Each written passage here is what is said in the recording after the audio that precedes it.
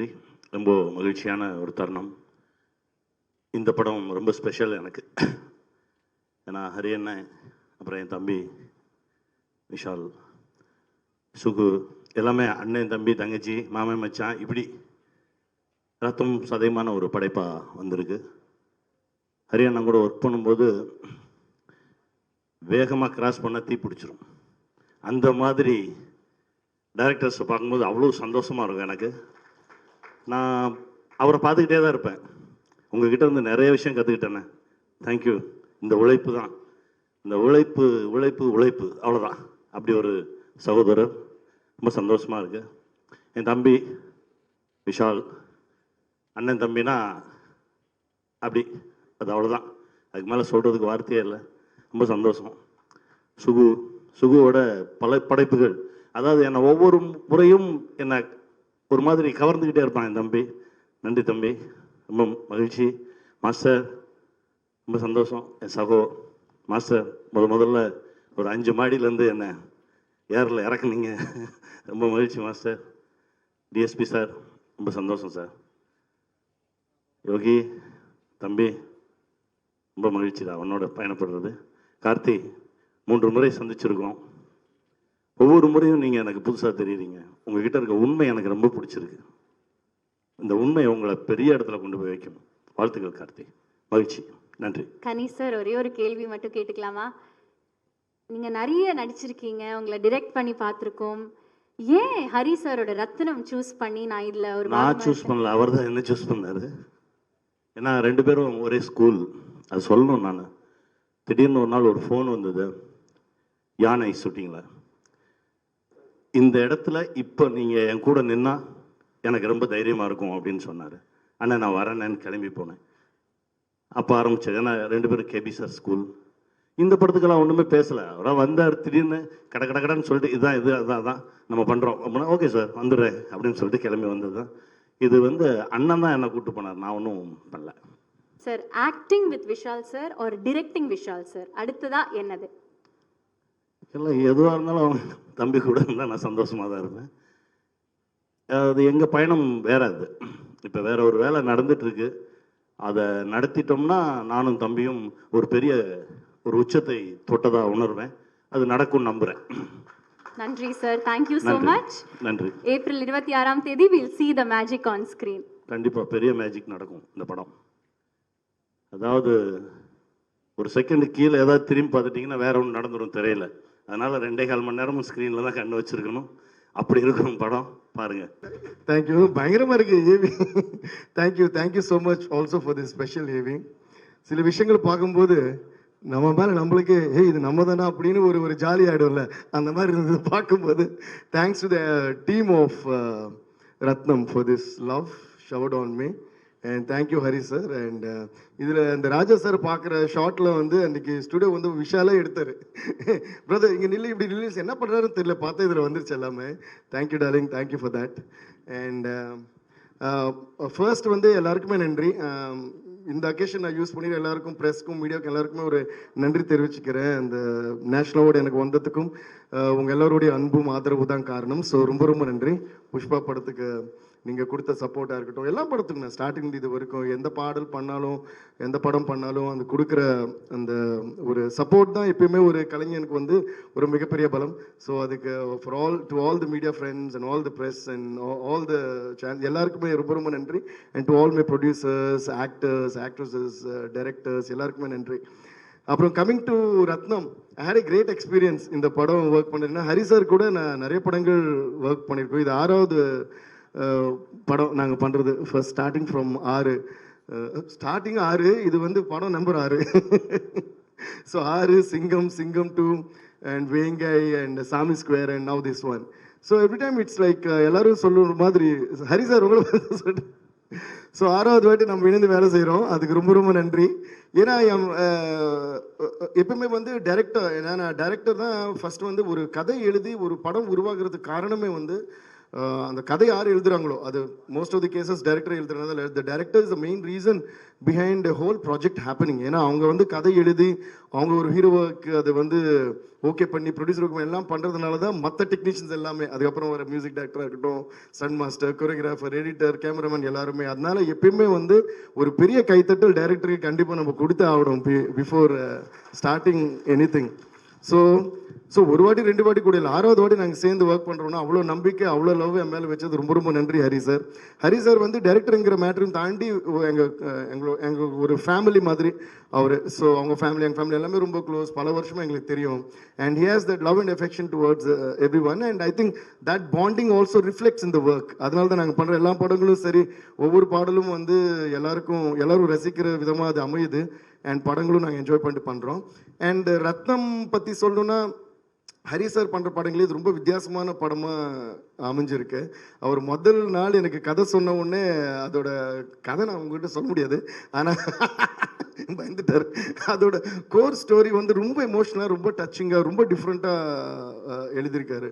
So அதுதான் எனக்கு ரொம்ப பிடிச்சிருந்தது. So I had great an experience, while working on this film. And like I said, 6வது வாட்டி ஹரி சார் கூட ஒர்க் பண்ணுறேன். And my darling brother Vishal கூட வந்து இது ஃபர்ஸ்ட் டைம் யூ ஒர்க்கிங். நிறைய வாட்டி நாங்கள் ஒர்க் பண்ண வேண்டியது ஏதோ டைம் லைன் அது இதுன்னு சொல்லிட்டு அமையாமே இருந்தது.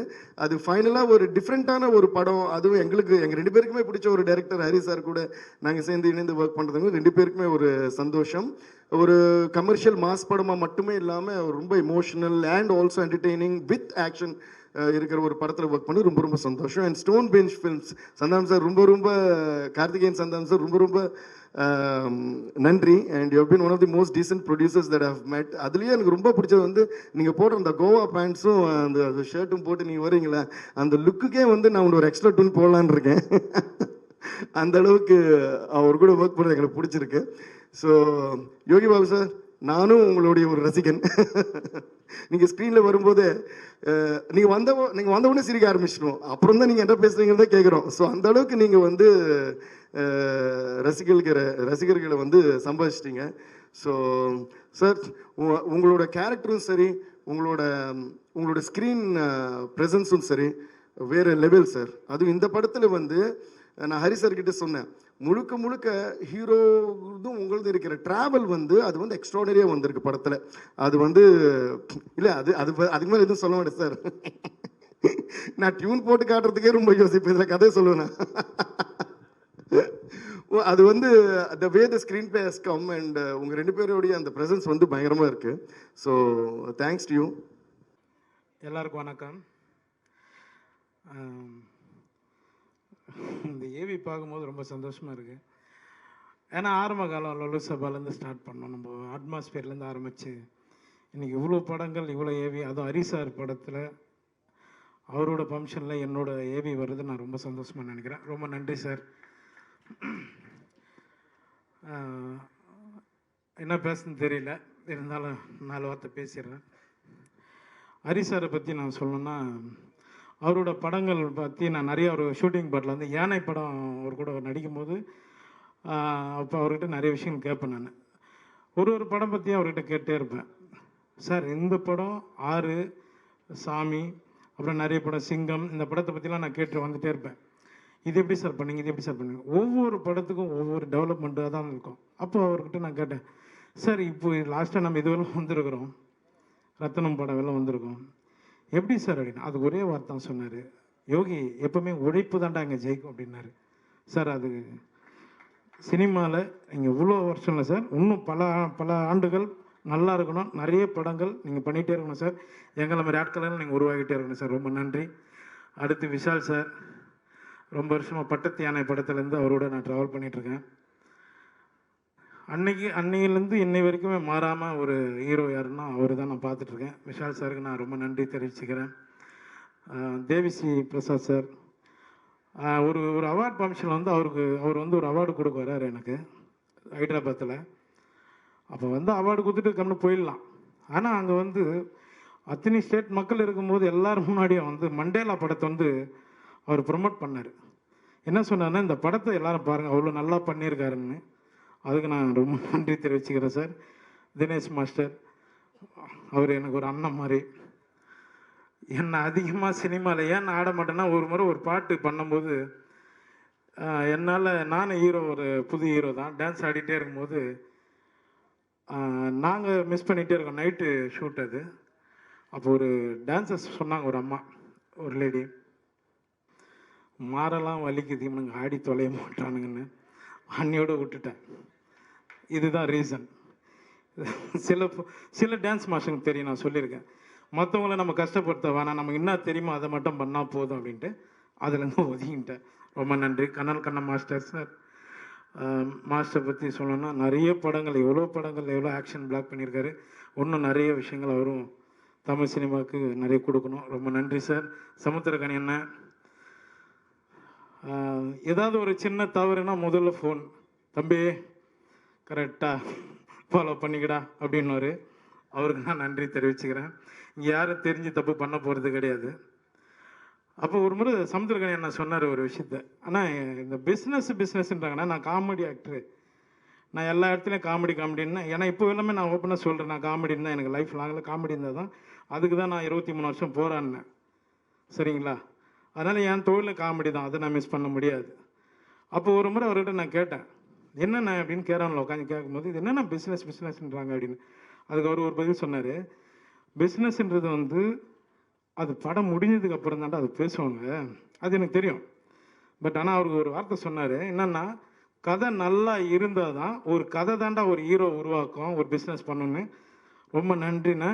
அதனால் நிறைய ப்ரொடியூசருங்களுக்கு நான் ஹெல்ப் பண்ணிகிட்ருக்கேன். நல்ல கதை வரும்போது என்னோடய பட்ஜெட்டை நான் கம்பெனி தான் நடிக்கிறேன். அதுக்கு நான் ரொம்ப நன்றி தெரிவிச்சுக்கிறேன். சமுத்திரக்கனி அண்ணனுக்கு ரொம்ப சந்தோஷம். கார்த்திக் ஸ்டோன் பெஞ்ச், அவரோட நான் ஒரு படம் பண்ண வேண்டியதாக இருந்தது, அவரோட ஸ்டோன் பெஞ்சில் அது மிஸ் ஆச்சு. திரும்பவும் சேர்ந்து பண்ணுவோன்னு நினைக்கிறேன். ரொம்ப நன்றி எல்லாருக்கும், ரொம்ப நன்றிங்க. தேங்க்யூ. அடுத்த வெள்ளிக்கிழமை சம்மர் ஹாலிடேஸ் தொடங்குது. 26ஆம் தேதி ரத்னம் திரைப்படம் வரப்போகுது. இந்த பயணம், இந்த திரைப்படம் ரத்னம் ஏன் அப்படின்றது எல்லாரும் கேட்பாங்க. எனக்கு மார்க் ஆண்டனி வந்து ஒரு மிகப்பெரிய ஒரு திருப்புமுனை கொடுத்தது. தனஞ்சயன் சார் சொன்ன மாதிரி ஒரு 100 கோடி கிளப் அப்படின்றது ஒரு ஹீரோவுக்கு வந்து எப்போவுமே ஒரு அந்தஸ்து கொடுக்குறது. இவன் அவ்வளோதான், எப்போவுமே சொல்கிறது தான், சினிமா துறையில் வந்து அதிகமாக வந்து இவன் இதுக்கு மேலே போக முடியாது, இது அவ்வளோதான். அதுக்கப்புறம் டக்குன்னு வந்து ஒரு இயக்குனரோட போகும்போது, ஏங்க இந்த நேரத்தில் இந்த இயக்குனரோட எதுக்குங்க நீங்கள் பண்ணுறீங்க, அந்த ஆதிக்கோட எதுக்குங்க பண்ணுறீங்கன்னா, ஏங்க எனக்கு கண்டென்ட் பிடிச்சிருக்கு, கண்டிப்பாக அந்த கண்டென்ட் வந்து எனக்கு நல்ல இல்லைங்க, ரிஸ்க் எடுக்கிறீங்கன்னு. பரவாயில்ல, நல்ல கண்டென்ட்டுக்கு ரிஸ்க் எடுக்கிறது தப்பு கிடையாதுன்னு. ஆனால் நீங்கள் தான் வந்து முன் வரிசையில் வந்து நீங்கள் அவனோட டேட் வாங்க போகிறீங்க, அடுத்து இந்த படம் ரிலீஸ் ஆகும் போகுதுன்னு சொன்னேன். அவங்க தான் ஆதிக்கு பின்னாடி வந்து இன்றைக்கி ஆதிக்கு ஒரு நல்ல ஃப்யூச்சர் கிடச்சிச்சு. அதுதான் எனக்கு ரொம்ப சந்தோஷம். என் தம்பிக்கு ஒரு நல்ல ஃப்யூச்சர் கிடச்சிச்சு மார்க் ஆண்டனியில்.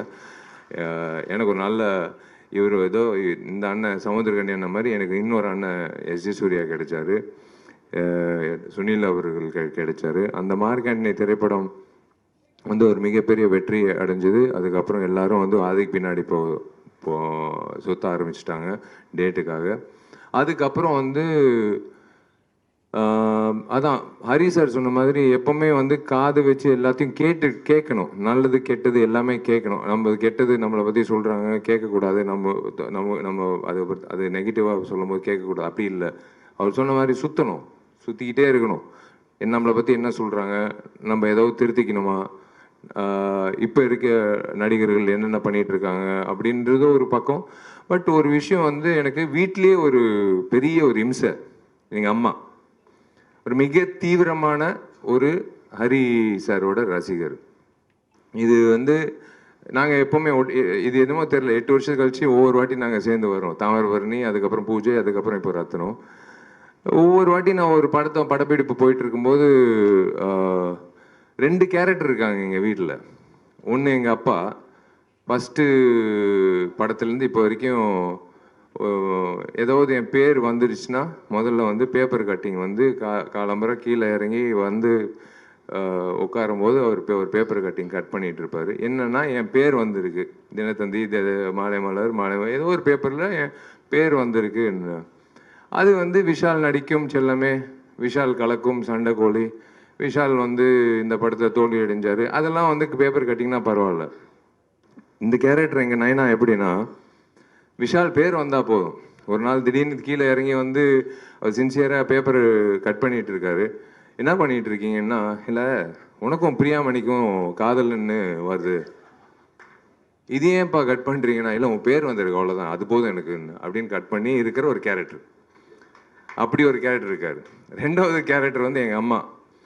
ஒவ்வொரு திரைப்படத்துக்கு நான் படப்பிடி போகும்போது, டே இங்கிட்டு வா, நீ எப்போ ஹரியோட படம் பண்ண போகிற அப்படின்னு கேட்பாங்க. இல்லைம்மா அது நேரம் வரும்போது கண்டிப்பாக அமையும். சும்மா நான் வந்து டிவிலே பார்த்துட்டு இருக்க முடியாது. இப்போ சீக்கிரமாக வந்து ஹரியோட எனக்கு ஹரியோட நீ இப்போ படம் பண்ணணும்னு.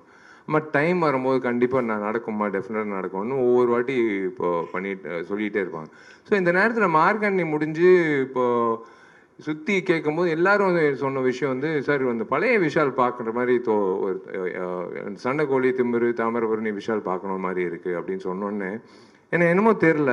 இதுக்கு உண்மையிலே மனசார எப்பவுமே ஃபில்டர் கிடையாது, உங்கள் எல்லோருக்கும் தெரியும். இந்த திரைப்படத்துக்கு முக்கியமான காரணம் வந்து மினி ஸ்டுடியோஸ் வினோத் தான்.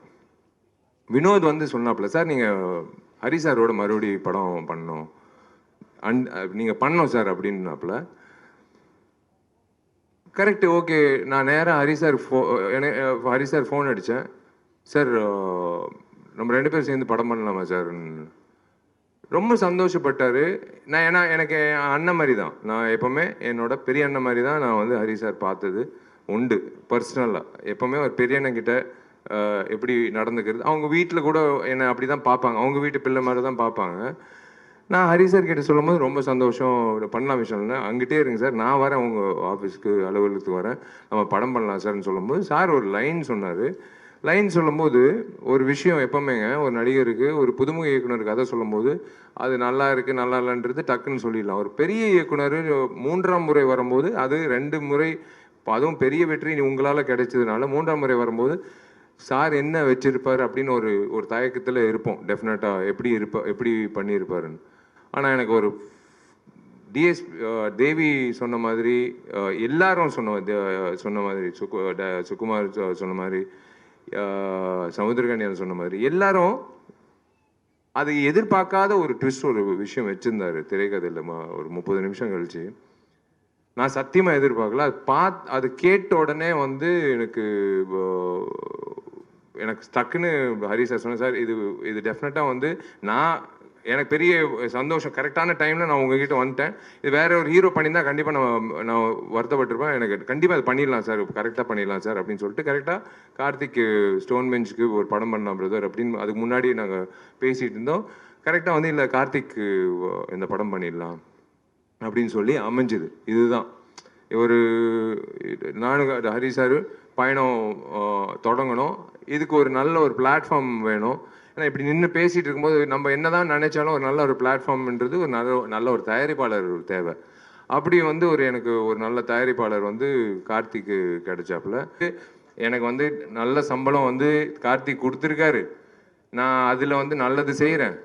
உங்களுக்கே தெரியும், அரசியலுக்கு வந்தால் ஒரு எம்எல்ஏக்கு என்ன மாதம் கிடைக்குது, ஒரு எம்எல்ஏக்கு வந்து 12 மாதத்தில் எப்படி, கண்டிப்பாக கம்மியாக தான் கிடைக்கும், கண்டிப்பாக வந்து எல்லாத்தையும் இழந்து தான் போகணும், எல்லாமே தெரியும் சார். I know definitely.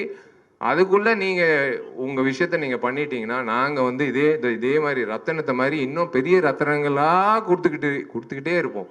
உங்களை சந்தோஷப்படுத்துவோம்.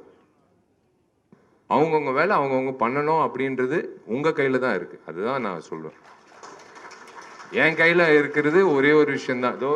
இது வந்து கண்டிப்பாக நான் நாளைக்கு ஓட்டு போட்டுருவேன். அந்த மாதிரி நீங்களும் ஓட்டு போட்டுருங்க. இந்த இடத்துல வந்து ரொம்ப ரொம்ப நன்றி எல்லாருக்கும். நான் ஒரு விஷயம் நான் சொல்கிறேன், எல்லாரும் சொல்கிறது வாங்க திரையரங்குக்கு வந்து இப்போ படம் பாருங்கன்னு. ஆனால் கண்டிப்பாக நான் உங்களை மறுபடியும் இந்த வருஷம் கடைசியில் மறுபடியும் இன்னொரு திரைப்படத்தில் நான் ப்ரமோஷனில் வந்து உங்களை தைரியமாக நான் சந்திப்பேன். மார்க் ஆண்டனி சொன்னது நடக்கலைன்னா நான் இன்னைக்கு வந்து இந்த ஃபங்க்ஷனே வந்து அட்டென்ட் பண்ணியிருக்க மாட்டேன். ஏன்னா தைரியமாக என்னால் இப்போ உங்களை சந்திக்க முடியாது. சொன்ன விஷயங்கள் மார்க் ஆண்டனியில் இருந்ததுனால தான் நீங்கள் வந்து 100 கோடிக்கு நீங்கள் கொண்டு வந்து சேர்த்துட்டீங்க. அதனால தான் இன்றைக்கும் நான் சொல்கிறேன், ஹரி சார் உழைப்பு, விஷால் இல்லை அதெல்லாம் ஓகே, ஹரி என்ற இயக்குனரோட உழைப்புல நாங்கெல்லாம் வந்து அந்த யூனிவர்ஸ், ஹீஸ் எ யூனிவர்ஸ். அந்த யூனிவர்ஸில் நாங்கள்லாம் ஒரு பிளானட்ஸாக வந்து நாங்கள் வந்து கரெக்டான அலைன்மெண்ட்டில் வந்து உங்களுக்கு ஒரு கேலக்சியான ஒரு பயங்கரமான ஒரு என்டர்டெயின்மெண்ட் வேல்யூ ஏப்ரல் 26 உங்களுக்காக காத்துட்டு இருக்கு. ரொம்ப ரொம்ப நன்றி. நீங்கள் தேங்க்யூ சப்னா, தேங்க்யூ. இந்த சட்டை மாற்றுற விஷயம் வந்து கண்டிப்பாக வந்து என்னால் முடியாது. என்னால் ஒரு இன்டர்வியூலேயே வந்து அத்தனை சட்டை வந்து மாற்றணும்னு சொல்லிட்டு நின்றுருப்பாப்புல காஸ்டியூமர். முடியாதுங்க, ஒரே சட்டை தான். ஆனால் ஓயாமல் சட்டை ஆனால் சூப்பராக இது எங்கிட்டு வாங்குறாருன்னு மட்டும் நான் கேட்கணுங்க. ஏன்னா அதுதான் நான் ஃபஸ்ட்டு கேட்கணும். என்னோட டார்லிங் நிக்கிலுக்கு வந்து நான் நன்றி தெரிவிச்சுக்கிறேன். Is been there since long time with me. அதை பார்த்தீங்களா, 3வது சட்டை. இப்போ அதுக்குள்ளே நீங்கள் வந்து ப்ரெஸ் மீட் முடியறதுக்குள்ளே 4வது சட்டை. இல்லை காஸ்டியூம் வந்து நானும் ஹீரோயின் மாற்றணும்னு அவசியம் கிடையாது, இவரே மாற்றிடுவார். ஸோ இந்த நேரத்தில் வந்து I would like to say one thing. எனக்கு நீங்கள் சொன்னது கரெக்ட் தான். First song Rajasundaram master song காதலிக்கும் ஆசை இல்லைன்றது பயந்து நின்னேன். நல்ல வேலை எப்படியோ முடிச்சிட்டேன். அதுக்கப்புறம் வந்து ஏதோ இவர் உட்காந்துருக்காரு டார்லிங் தினேஷ் மாஸ்டர். அது எப்படி சொல்கிறதுன்னு தெரில. இந்த நட்பு எனக்கு ரொம்ப பிடிக்கும் அப்படின்னு 3 வார்த்தையில் சொல்லிடலாம். அது ஓகே. பட் என்ன ஒரு நடிகனா வந்து இவனும் வந்து செம்மையாக டான்ஸ் ஆட முடியும் அப்படின்னு நிரூபித்து காட்டினது பொறுமை வேணுங்க. 20 டேக்கு நீங்கள் பார்க்குறதெல்லாம் வந்து இப்போது ஒரு சிங்கிள் இதில் பார்க்குறீங்க. ஆனால் பொறுமையாக காத்துட்டு இருப்பார், அப்படியே நின்றுட்டு இருப்பார் அப்படின்னுவார். நான் பாட்டு ட்ரை பண்ணிட்டே இருப்பேன். அவரும் வெயிட் பண்ணி சிங்கிள் ஷாட்டெல்லாம் வச்சுருவார் எனக்கு. இப்போ பிஜிஎம் எல்லாம் அந்த நம்பிக்கை தான் என் மேலே இருக்கிற நம்பிக்கை. என் டார்லிங் வந்து தினேஷ் மாஸ்டர் வந்து எனக்கு லைக் அதான் சினிமா இண்டஸ்ட்ரியில் நிறைய நபர்கள் வந்து நான் இழக்கக்கூடாது அப்படின்ற பட்டியலில் இருக்கிற ஒரு நபர் வந்து Dinesh and his wife and his children. they are family to me. And இதோ இன்னொரு ஏஜென்ட் டீனா அப்புறம் மிராஜ் 2 பேர் வந்து மறக்கவே முடியாது. நாங்கள் பண்ணுற சேட்டைகள் இவருக்கு தாங்க முடியாது. இவர் வந்து அவங்கள தள்ளி விட்டு என்னை வந்து படப்பிடிப்பு கொண்டு வருவார். அந்த வகையில் வந்து Dinesh being part of my journey in this 20 years and making and molding me as a better dancer, இது ஒரு பெரிய விஷயம். யாராவது விட்டுட்டேன்னா நன்றி. நான் ரசிகர்கள், நான் என்றைக்குமே உங்களை ரசிகர்கள் நான் சொல்லவே மாட்டேன். நீங்கள் தெய்வங்கள், என்னோட நண்பர்கள். நீங்கள் எல்லோரும் வந்து நீங்கள் போய் நீங்கள் சம்பாதிச்ச காசில் ஒரு துளி எடுத்துக்கிட்டு விஷால் நம்பி அந்த படத்தை பார்த்துட்டு என்னை வந்து இத்தனை வருஷம் நீங்கள் அழகு படுத்தி பார்க்குறதுல எனக்கு வந்து நான் கடமைப்பட்டிருக்கேன். அதனால் என்னால் முடிஞ்ச அளவுக்கு உங்களுக்கு திருப்பி கொடுக்கறதில்ல, இந்த சமுதாயத்தை திருப்பி கொடுக்கறதில்ல நான் கண்டினியூ பண்ணிக்கிட்டே இருப்பேன். கடன் வாங்கினாலும் சரி பரவாயில்ல, ஆனால் நான் என்னால் முடிஞ்ச அளவுக்கு நான் இந்த சமுதாயத்துக்கு நல்லது செஞ்சு நிம்மதியாக ஒரு 4 மணி நேரம் தூங்குறதுக்காக நான் பண்ணுற ஒரு விஷயம், அவ்வளோதான். வேறு ஒன்றும் இல்லை. இந்த இதுக்காக பப்ளிசிட்டிக்காக எல்லாம் இல்லை. நான் வந்து இன்னைக்கு நான் என்ன பண்ணேன் அப்படின்ற ஒரு விஷயந்தான். அதுதான் நான் ஏங்கிட்டு இருக்கிறது. அதுதான் எங்கள் அப்பா அம்மா கற்றுக் கொடுத்தது. நீ வந்து ஒரு அந்தஸ்துக்கு வந்துட்ட, நீ வந்து 4 பேருக்கு வந்து நல்லது செய்ய அப்படின்னு சொன்னதுனால தான் நான் பண்ணிகிட்ருக்கேன். இந்த உட்காந்துருக்காங்க 2 பேர். எங்கள் அப்பா அம்மாவுக்கு வந்து நான் என்றைக்குமே வந்து கடமைப்பட்டிருக்கேன். ஃபஸ்ட்டு வந்து கல்யாணம் எப்போன்னு கேட்டாங்க. ஆர்யாவுக்கு அப்புறம்னு சொன்னேன். அந்த பரதேசி ஆர்யா கல்யாணம் பண்ணிக்கிட்டான். அப்புறம் வந்து அம்மா வந்து இப்போ ஆர்யா கல்யாணம் ஆயிடுச்சு, எவ்வளோ நல்ல பொண்ணு சாயிஷா கல்யாணம் பண்ணிக்கிட்டான், இன்றைக்கி ஒரு புள்ள பிறந்திருக்கு, நீ என்ன பண்ண போகிறான்னு. அம்மா பிரபாஸுக்கு கல்யாணம் ஆகட்டுமா, அதுக்கப்புறம் நான் கல்யாணம் பண்ணிக்கிறேன்னு. இப்போ வந்து அம்மா காத்துட்ருக்காங்க, ஃபோன் பண்ணி கேட்குறாங்க பிரபாஸுக்கு எப்போ கல்யாணம்னு. ஒருவேளை பிரபாஸுக்கு கல்யாணம் ஆச்சுன்னா சல்மான் பாய் இருக்கார், சல்மான் கானுக்கு ஆனதுக்கப்புறம் கல்யாணம் ஆகும். தேங்க்யூ. திருநெல்வேலி இந்த சரௌண்டிங்கில் இருக்கிறது வாழை தூக்கலை அப்படின்னு இருக்கும். பட் ஆனால் இந்த ரத்தனத்தில் வந்து ஓவர் பேட் பேட்ஸ்லாம் நிறைய வந்துட்டு இருக்கு. இது இப்போ இருக்கக்கூடிய ஜென்ரேஷனுக்கு நம்ம எடுத்துட்டு போய் புகுத்துற மாதிரிலாம் இல்லை. அதை கொஞ்சம் கம்மி பண்ணிருக்கலாமோ? ஏன்னா இருக்கிறதுல உச்ச வார்த்தைகள் போட்டிருக்க மாதிரி இருக்கு. இதெல்லாம் கோவத்தில் கொந்தளிக்கும் போது பேசுகிற வார்த்தைகள் தானே. நீங்கள் கேட்டது இல்லையா, வெளியில் ரோட்டில் ஏதாவது தகராறு நடக்கும்போது என்னென்ன வார்த்தைகள் வரும்னு கேட்டிருப்பீங்கல்ல, அந்த மாதிரி வார்த்தைகள் தான் அது. இல்லை, அந்த வார்த்தைகள் தான் கொஞ்சம் கம்மி பண்ணி, ஏன்னா இருக்கிற பசங்களுக்கு நம்மளே எடுத்துட்டு போய் கொடுக்குற மாதிரி இருக்குல்ல. அப்படிலாம் இருக்கு, கோபத்தில் வர அப்படிலாம் இருக்காது. இது வந்து நம்ம வந்து வெளியில் எங்கேயுமே நம்ம போய் கேட்காம எங்கேயுமே நம்ம கேட்டது இல்லாத மாதிரி ரியாக்ட் பண்ணுற மாதிரி இருக்குது. 40 வருஷம் 50 வருஷமாக நானும் சினிமா பார்க்குறேன். தேவையான இடங்கள்ல சில படங்கள் வந்துட்டு இருக்கும். ரோட்டில் சண்டை நடக்கும்போது ஏற்பட்டு களத்தில் இறங்கி வேலை செய்கிற ஆள் நம்ம. எங்கெங்கே என்னென்ன மாதிரி பேசுவாங்க, எந்தெந்த கேரக்டர் என்னென்ன கோவம் வந்தால் எவ்வளோ வேகமாக அந்த கோவத்தை வெளிப்படுத்தும், அந்த கேரக்டராக தான் இது பேசியிருக்க தவிர இந்த வார்த்தையெல்லாம் எல்லாம் கண்டினியூ பண்ணுங்கன்றதுக்காகலாம் கிடையாது, அந்த எண்ணமும் கிடையாது. மேடையில் நீங்க பேசும்போது அதான் சொன்னீங்க, வயலன்ஸ் வந்து மோகன்ராஜ் ஒரு நிமிஷம் அவர் பேசிட்டு இருக்காரு, ஒரு கொஸ்டின் பதில் சொன்னதுக்கு அப்புறம் நீங்க கேட்கலாம்.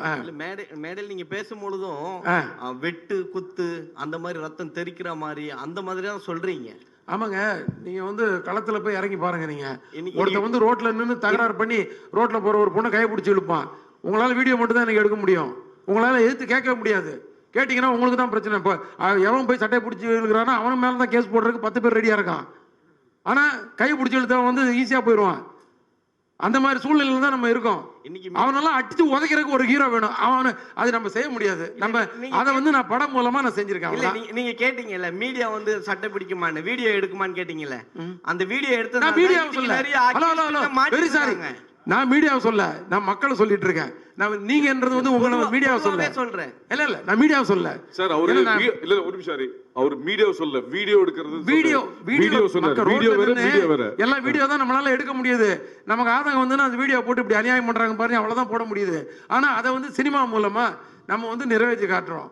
டேய் 10 பேர் வீட்டு முன்னாடி நின்றுட்டு வீட்டை உடச்சிட்டு நிக்கிற பொசிஷன்லாம் இன்னைக்கு நாட்டில் நடந்துகிட்டு இருக்கு. அதனால தான் 6330 போலீஸ் ஸ்டேஷன் நம்ம தமிழ்நாட்டில் இருக்கு. இல்லைன்னா ஒரே ஒரு ஸ்டேஷன் இருந்தா போதும் சென்னையில் மட்டும், எங்கேயுமே நல்லது நடந்துகிட்டு இருக்குன்னா. ஸோ அது அந்த நேரத்தில் ஒரு மனுஷன் எப்படி ரியாக்ட் பண்ணுவான்? எத்தனை வெட்டு குத்து கேஸ் ஒரு நாளைக்கு நடக்குதுன்னு கணக்கு இருக்கு தெரியுமா உங்களுக்கு?